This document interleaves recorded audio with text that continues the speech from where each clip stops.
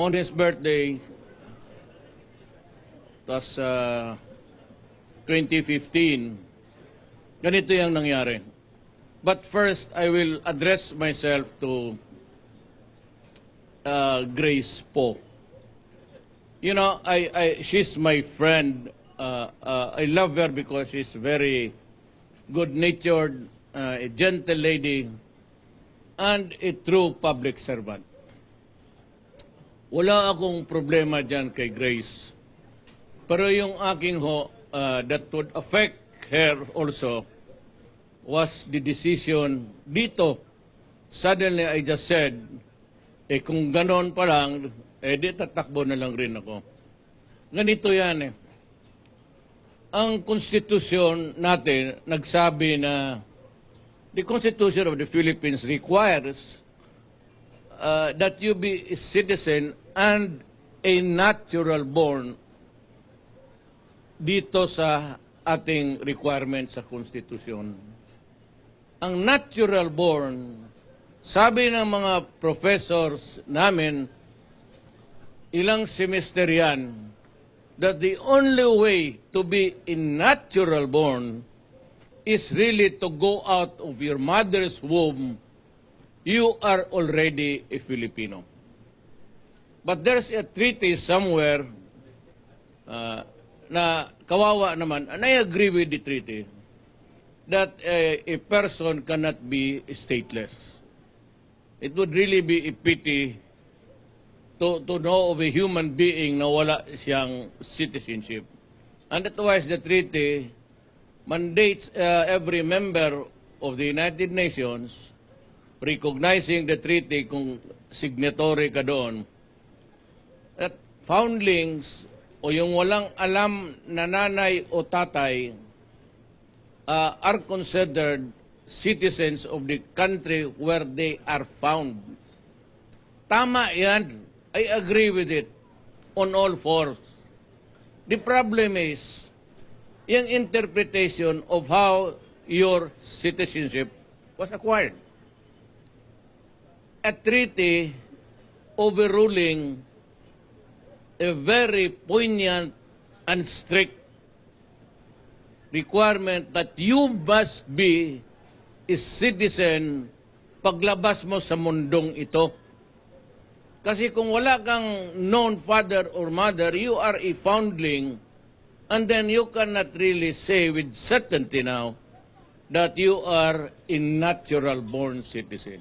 Yun lang po, I disagreed with the Supreme Court. But I like Grace po to be president someday if the requirement remains to be the same. But I think we will amend the Constitution and make that exception. Na yung foundling are already qualified. Kasi ang pinaulit-ulit yan sa amin, kailangan lumabas ka ng katawan ng nanay mo, siya Pilipino, ikaw Pilipino. Pabalik-balik yan sa law school, kami, only to be interpreted of incorporating a treaty and overruling a strict, I said, a poignant one, because you must be a citizen inside and out of your mother's womb. I was so disappointed with our Supreme Court that suddenly it struck to me na bakit ganito. So kung ganon, it was during, we were discussing the case, kakabalalabas lang ng decision. And yun, lawyers tend to argue if there's no need for it.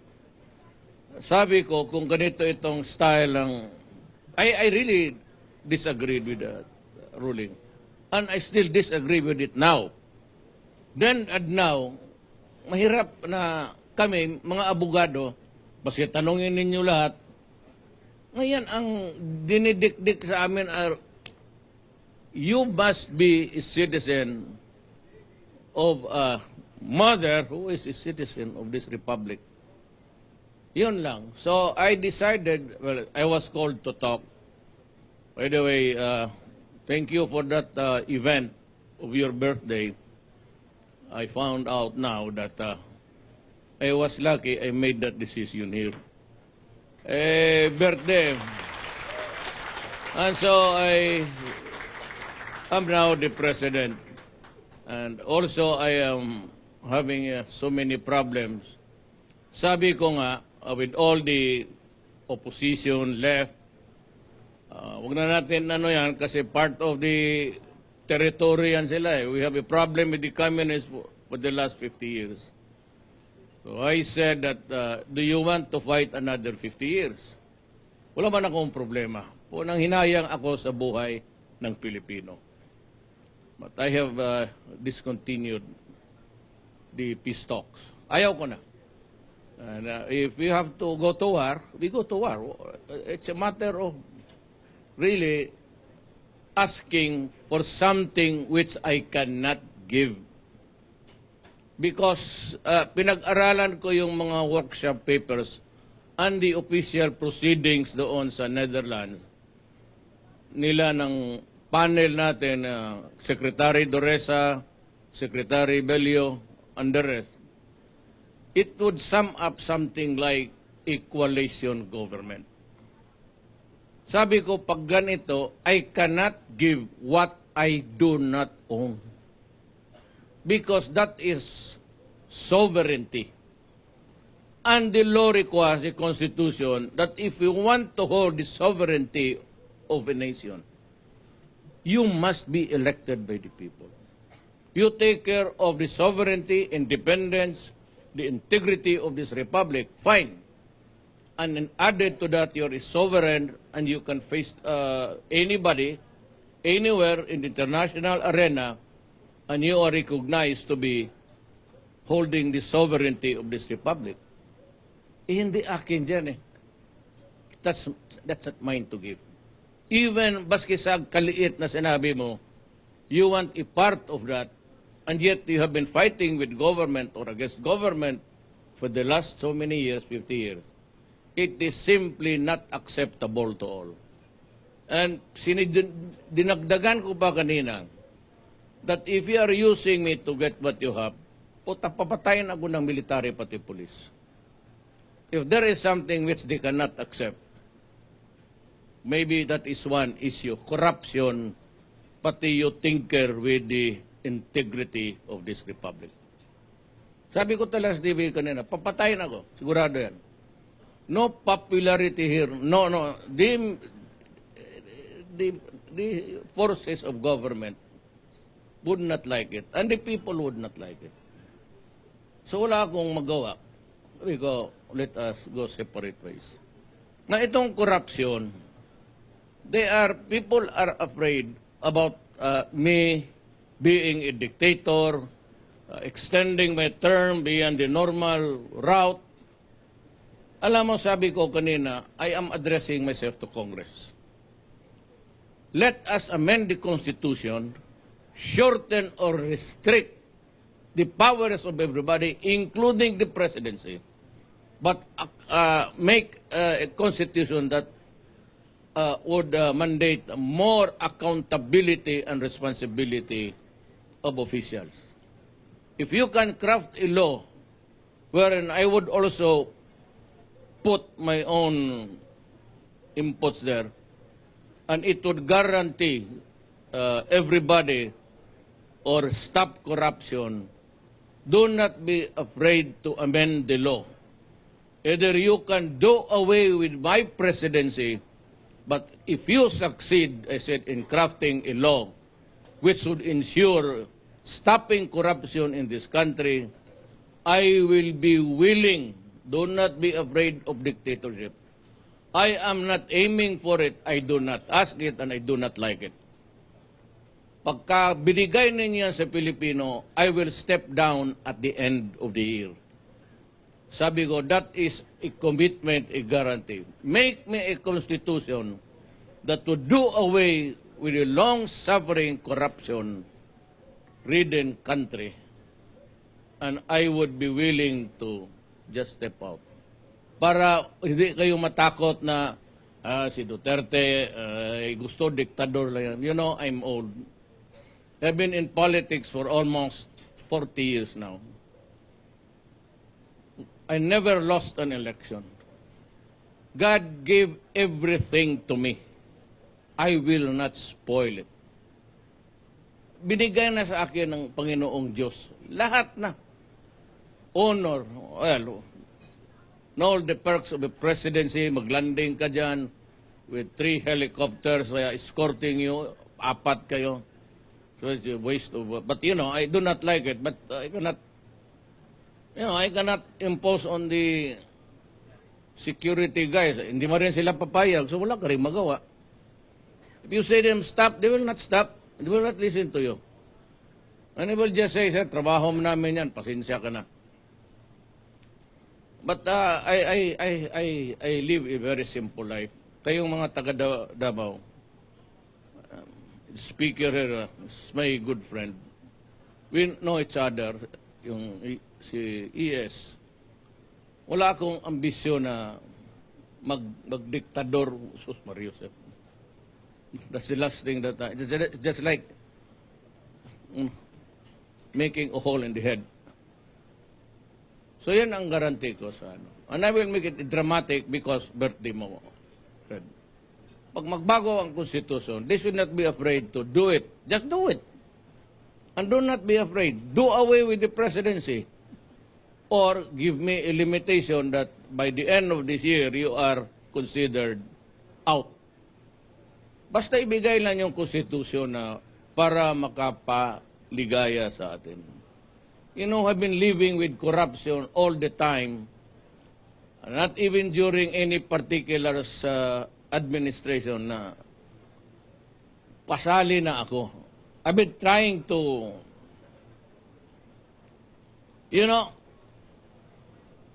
yung mga dala-dala ko noong 1988, dito, yun ang karamihan na sinipa ko. And I said, alam mo, basta corruption na, wala talaga ako dyan. Hindi ko kailangan ngayon ng I cannot, 72. Few more years, I'm out. Money. So, until 5 years and a half, something like that, presidente ako. With all the perks and comfort, what do I need at the end of my earthly being? Cannot bring the money. You're talking of corruption. Kaya nga itong mga komunista, excuse me, sabi na, di Duterte, diktador, tapos number 1, birdugo, corruption, ano. So if I am a fascist, that you say I am, why talk to me? Find somebody else, or it is somebody else's turf, not mine. Wala ako dito pag, ayan ang tingin ninyo sa akin. If that is the way how you view me, then do not talk to me. Wait for a leader that would be to your liking and your predilections. Hindi ako ganun. So that is one dramatic. Magkatotoo yan kasi birthday ni. When I ran for the presidency, it was during Fred's birthday. Ako, ayan ang guarantee ko sa gobyerno. Ayaw ko talaga ng corruption. Not because naggusto ko magpahirma. I just don't like it. I've been mayor for congressman, vice mayor, altogether the presidency. And if in the fullness of God's time, I will complete, then magpo-40 years ako. Pag hindi, then I'd be happy to go out of office. Yan ang answer. Basta hindi ko talaga matanggap yung corruption. I cannot also share the powers of this country and go into a coalition. Hindi katanggap-tanggap yan ng mga military pati police and the rest of the Filipino nation. So yan ang message ko sa mga komunista. Itong sa Mindanao, ganito yan eh. Let me shorten it. Marami kami taga Mindanao eh. Alam ni Speaker yan. If you do not give to to the Mindanaoans, I'm referring to the original, who are already there since Adam and Eve, there will be a fissure and maybe a breakage sa ating society. I do not want it to happen during my time. Alam mo, yan, wag na yung mga deal-deal, simple yan. You just give to the Muslims to correct the historical injustice.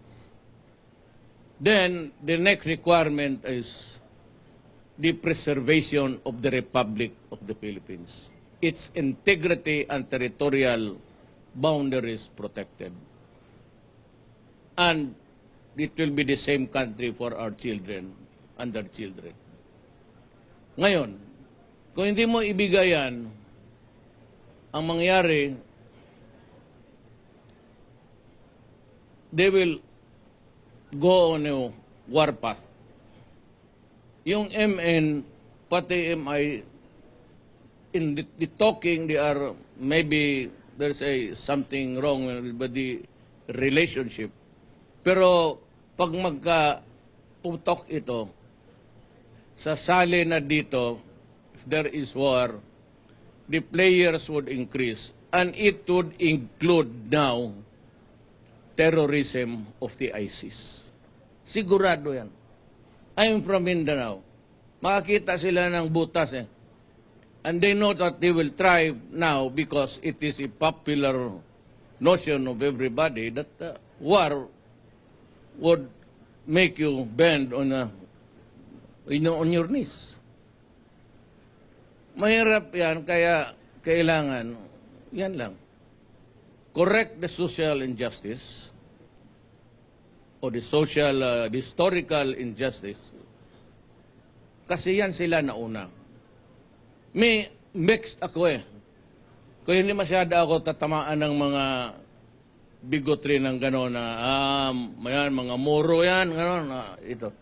Because my lola, o si Maranao. So, half of my grandchildren, yung anak ko, si Pulong, married a lady who was a Maranao mother and a Tausug father. So, wala masyado kaming ano dyan. We can freely mix with them. And even sa Marawi, wala man sila makuha kung patayin nila ako. Anyway, they started to allow the kagong mga terorista. Wala masyado kami, naintindihan nila yan. So, yan lang ang problema natin. The biggest really problem is how to satisfy now without necessarily bargaining away yung ating the Republic intact, undivided of the Philippines. The Republic of the Philippines. Hindi ako pwede niyang coalition kasi ayaw ko rin. Because, you know, historically itong mga komunista, once they, pero hindi nila makuha eh. Even if they would think beyond its, dream beyond its normal proportions, hindi na makuha yan. Ang gobyerno, kasi nandyan ang military. You know what? Ang military natin, lahat yan halos si mga opisyal. After graduation, pumupunta ng Amerika yan. It's not really something of a law. Pero, ano sila? Mas leaning sila sa West. So you have to make a straight deal with them that this is really for our country. Since Ambassador Xiao is here of the People's Republic of China. Sir, I would like to thank you. There are a lot of military guys at the back. They should know that China is really truly a friend. You help us during in the time that we needed. And may I also, this is not flattery, but the rifle that killed Hapilon, and the military guys will tell you, and Omar Kayam Maote was the sniper rifle provided by China. Yun ang tumama. So I'd like to thank also the United States, Israel, for giving us the competence or ability to look when it is dark, to make it bright, parang ganon. And the Americans also provided the crucial assistance way up in the skies. It is a new war ngayon, so the military has to change or add the doctrines of how to fight in an urban war. You would notice that in the Middle East, even Raqqa, it took them about 4 years to retake it because of the natural environment of buildings. Ang cover mo is bakal pati semento. And mind you, we also lost a lot sa sniper. And mabutit na lang we were able to finish it in less than.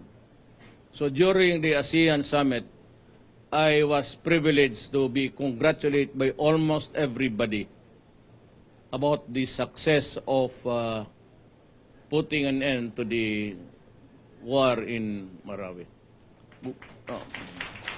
I said, maybe, but to me, nobody won that.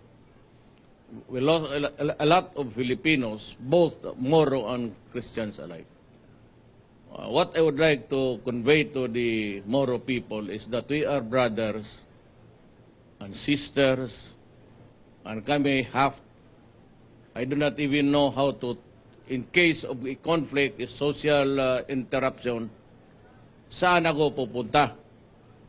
Do I go back to my ancestry or my Christian sons and daughters? Ako, wala. Ang akin is I just believe in God. Period.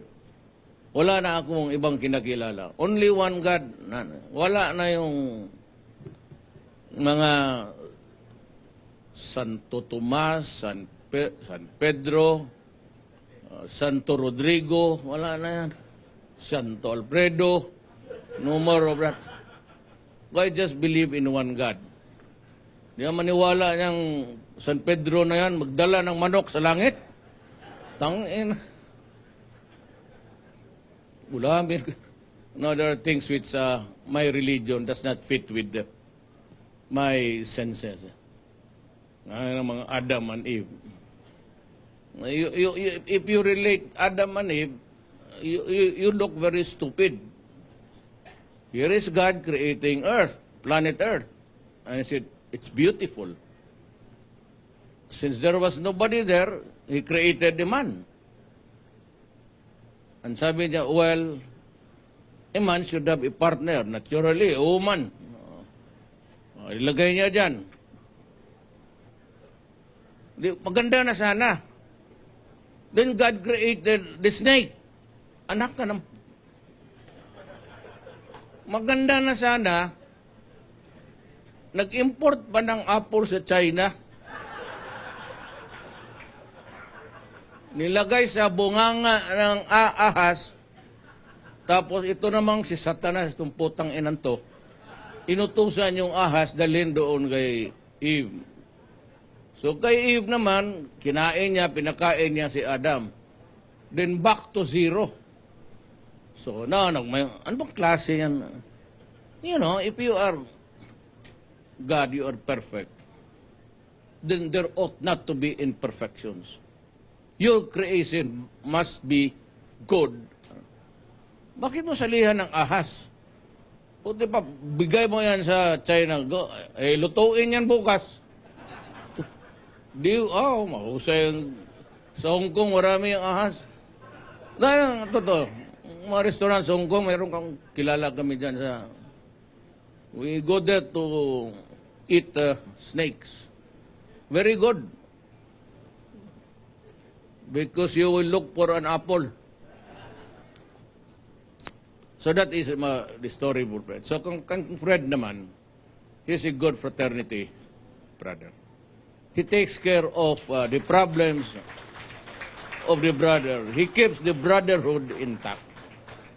Now, sometime, minsan, I appointed my fraternity brothers sa mga, sabi ko, if there is something which I cannot really compromise, not even with me. Kaya sabi ko sa mga negosyante, if my son or daughter or my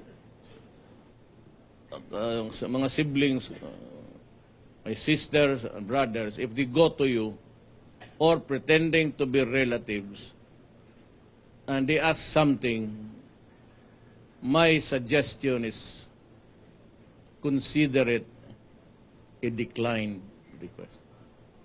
Kasi pag malaman ko, magsama pa ang loob ko, mag-away pa tayo, then I do not want to go into something like that. Sinabi ko na sa inyo, wag. Wag is wag. Bigay na nilang ninyo sa iba. Total, di ba, all these years they have survived. So kung marami kasing magbulong, kapatid pala, tapos yan, makiusap, gano'n. Pagdating sa akin dito, decline talaga. May magsabi na, ito legal to lahat. Does not really matter. It is not illegal or legal, does not matter. Do not enter into such kind of, accommodation because I do not like it.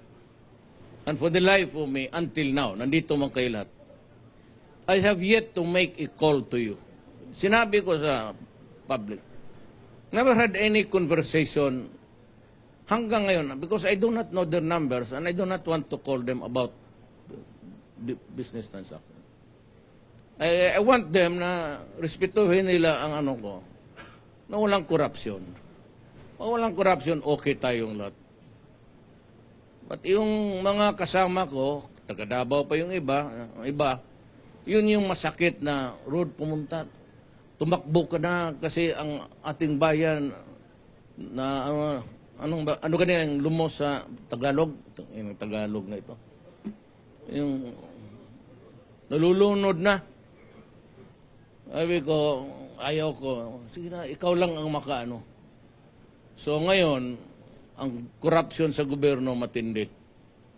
And I cannot simply fire all the people that I suspect that who are into it. Due process, lahat na. And the hostile media. Wala yan sa akin. But to make it really something more to our satisfaction, I will ask Congress to craft a law, do away with my office, it's fine, patapos submit it to the people for a plebiscite.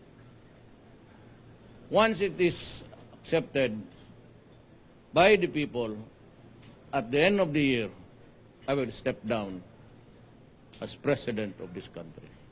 Para wala silang masabi, gusto mo lang para magdiktador ka. No such thing. I will be happy just traveling China because the food is great there. There is no trouble. You go to the Middle East, they will just mow you down with a truck. Parang mga, you do not do that. I am warning as almost everybody, do not do it because I will return the favor. Huwag nilang gawain yan dito. Babalatan talaga kita. Gaya ng Apache, yung ginagawa niya sa cowboy. Binabalatan talaga. I will. Tsaka kung gutumin na ako, wala ako. I'm not joking. Kunin ko yung bituka mo, kainin ka sa harap mo. Bigyan mo lang ako suka, pati asin. I will eat you alive. Really. Do not do it because, you just, alam mo, dito sa planet na ito, do not ever think that you can just, oppress the poor. Huwag mong gawin yan because if you think that you monopolize evil in this world, you are terribly wrong. Maraming evil dito sa And what you can do, I can do better 10 times worse. So yan lang ang billing ko dyan, lalo na yung mga terorista. I just hope it will not happen again. You've done it in Davao several times. But there's always a time to be just passive and a time to... There is a time for war, there's a time for peace. Itong gobyerno natin ito, the graft and corruption is destroying our country. There is a time that you do it and a time to stop. My suggestion is we add more teeth to the law. Di madala ng ano, hindi kaya eh.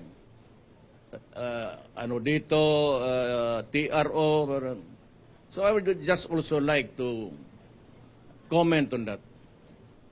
I am asking the Supreme Court publicly now to convince the lower courts not to be wasteful in their TROs because there is money in it. So if you judges think deeply, dark and deep, because deep is something like corruption, and I will maybe just pay you a visit in your and ask you, because you delay the projects and even the big ones. Kaya yung alisin niyo talaga yung ano, yung lowest bid. Alam mo, I do not want to brag about it. Marcos was really bright. My father was a member of the cabinet of Mr. Marcos. He was Secretary of General Services. Closed the property of the government and Bureau of Supply. Wala masyadong bidding noon. Sabi lang ni Marcos, you know, there's an international pricing. What is the price here they accepted? Toyota tractor? Oh, ganito, made in, where? China. It's as good now. Ang metallurgy ng China has improved greatly. Ito yung baril nila. It has improved. International pricing lang. So if you are the project engineer, tawagan lang ng secretary. Which is the best tractor for this? Sir, mabato ito, sir, gano'n. So it's not really... ito ano ito sa bato, rocky, you have to carve something out. O sige.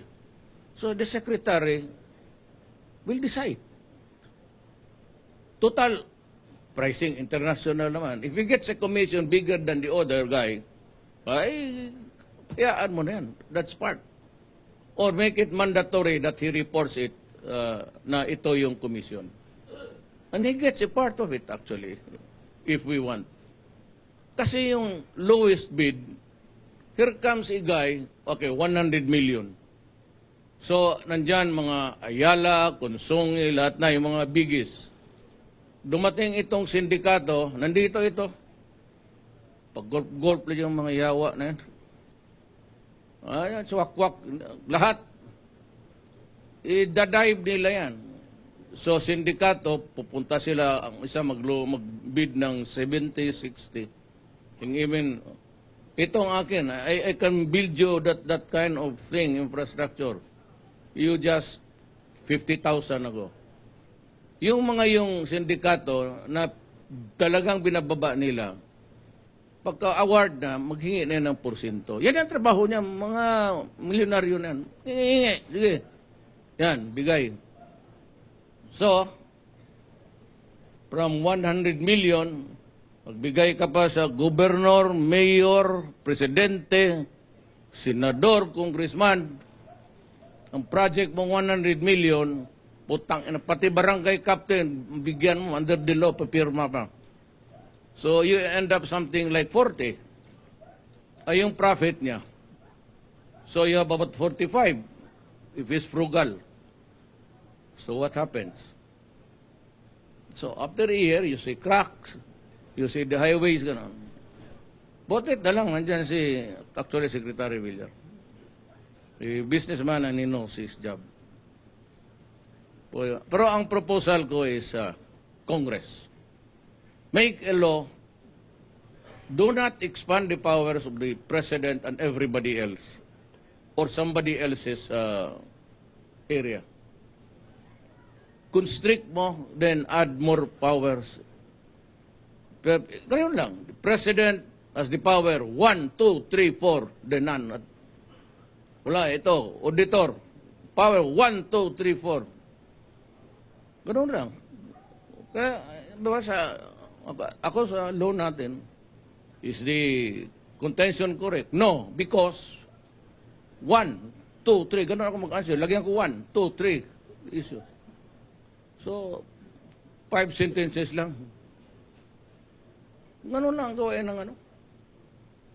Add more teeth to, at kung takot yan sila, pati yung Bishops Conference, ayaw nila, ayaw nila ako, mas ayaw ko sa kanila.